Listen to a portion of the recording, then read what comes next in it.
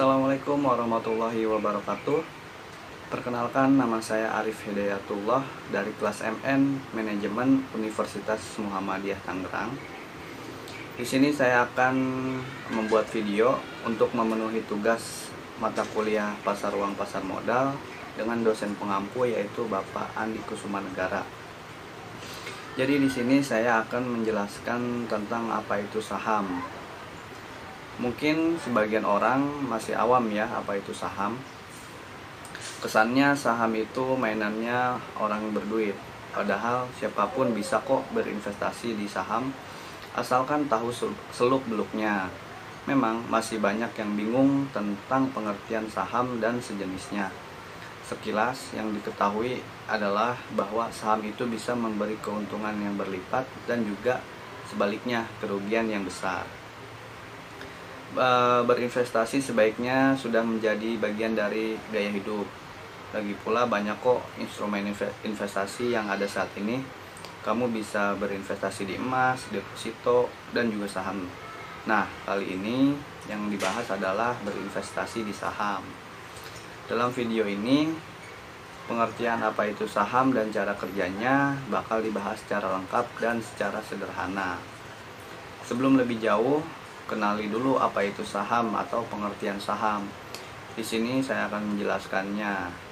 Jadi bahasa sederhananya, saham itu semacam bukti kepemilikan seseorang atas sebuah perusahaan atau badan usaha.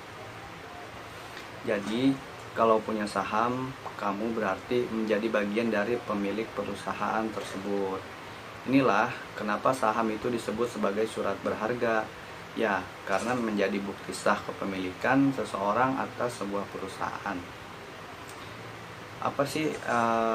Apa itu saham dan juga jenisnya?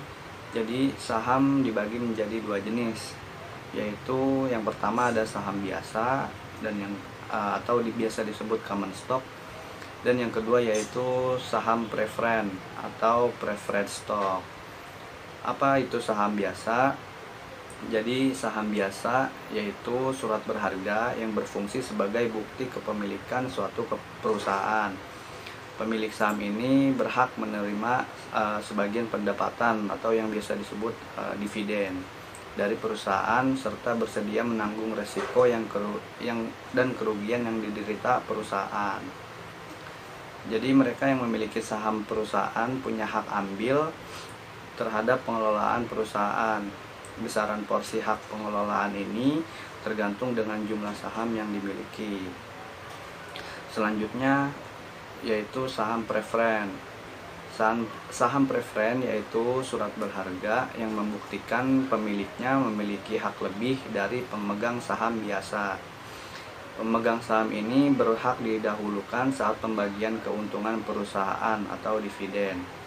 Terus juga jadi yang pertama dalam hal pembayaran kembali modal yang disetorkan jika perusahaan dilikuidasi. Terakhir, dia juga berhak menukar dengan saham biasa. Nah, selanjutnya saya akan menjelaskan tentang keuntungan dari saham. Setelah mengetahui apa itu saham, lantas apa saja keuntungan saham? Pada dasarnya, ada dua keuntungan yang diperoleh investor dengan membeli atau memiliki saham. Yang pertama yaitu ada dividen dan yang kedua ada capital gain. Nah, di sini dividen yaitu merupakan pembagian keuntungan yang diberikan perusahaan dan berasal dari keuntungan yang dihasilkan perusahaan. Dividen biasanya diberikan setelah mendapat persetujuan dari pemegang saham dalam RUPS. Jika ingin mendapatkan dividen, maka pemodal harus memegang saham dalam kurun waktu yang lama, yaitu hingga kepemilikan saham tersebut berada dalam periode di mana diakui sebagai pemegang saham yang berhak mendapatkan dividen. Dividen yang dibagikan perusahaan dapat berupa dividen tunai, artinya kepada setiap pemegang saham diberikan dividen berupa uang tunai dalam jumlah rupiah tertentu untuk setiap saham. Nah, atau dapat pula berupa dividen saham, yang berarti kepada setiap pemegang saham diberikan dividen sejumlah saham sehingga jumlah saham yang dimiliki seorang pemodal akan bertambah dengan adanya pembagian dividen saham tersebut. Nah, yang selanjutnya yaitu capital gain. Capital gain merupakan selisih antara harga beli dan harga jual. Nah, jadi capital gain terbentuk dengan adanya aktivitas perdagangan saham di pasar sekunder.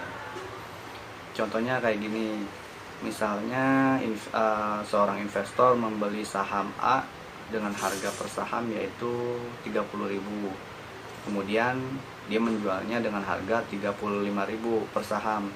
Nah, berarti pemodal tersebut mendapat capital gain sebesar Rp5.000 untuk setiap saham yang dijualnya. Jadi untuk selanjutnya saya akan menjelaskan mengenai risiko dari saham.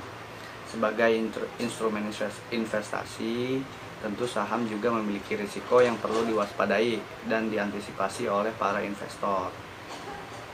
Untuk dari risiko saham sendiri, dia ada dua, yaitu capital loss dan risiko likuidasi. Capital loss merupakan kebalikan dari capital gain. Jadi suatu kondisi di mana investor menjual saham lebih rendah dari harga yang dia beli. Contohnya kayak gini, saham PT X yang dibeli dengan harga Rp20.000 per saham, kemudian harga saham tersebut mengalami penurunan hingga mencapai Rp14.000 per saham. Nah, karena si investor takut harga saham tersebut akan terus turun, jadi investor tersebut menjualnya pada harga 14.000, sehingga dia mengalami kerugian sebesar Rp6.000 per saham. Nah, yang selanjutnya yaitu risiko likuidasi. Jadi perusahaan yang sahamnya dimiliki dinyatakan bangkrut oleh pengadilan atau perusahaan tersebut dibubarkan. Nah, dalam hal ini hak klaim dari pemegang saham mendapat prioritas terakhir setelah seluruh kewajiban perusahaan dapat dilunasi. Jika masih terdapat sisa dari hasil penjualan kekayaan perusahaan tersebut, maka sisa tersebut dibagi secara proporsional kepada seluruh pemegang saham. Namun, kalau tidak terdapat sisa kekayaan perusahaan, maka pemegang saham tidak akan memperoleh hasil dari likuidasi tersebut. Nah, kondisi ini merupakan risiko yang terberat dari pemegang saham. Untuk itu, seorang pemegang saham dituntut untuk secara terus-menerus mengikuti perkembangan perusahaan. Nah, jadi setelah mengetahui apa itu saham, keuntungan dan risikonya, sekarang saatnya kita mengetahui bagaimana cara kerja saham sehingga mendapat keuntungan. Jadi analogi sederhananya cara kerja saham yaitu pemegang saham adalah pemilik perusahaan. Maka jika perusahaan itu untung, pastinya keuntungan juga akan jatuh kepada pemiliknya. Laba bersih yang diraup perusahaan ketika kinerjanya bagus akan disisihkan kepada pemilik saham. Semoga mungkin cukup penjelasan dari saya mengenai saham. Semoga informasi ini dapat memberi gambaran mengenai apa itu saham, mulai dari pengertian saham hingga cara kerjanya. Instrumen investasi ini bisa menjadi pilihan yang tepat sepanjang kamu mau belajar dari nol dan tak perlu modal yang besar juga. Nah, mungkin cukup sekian dari saya. Kurang lebihnya mohon maaf. Wabillahi taufiq wal hidayah. Wassalamualaikum warahmatullahi wabarakatuh.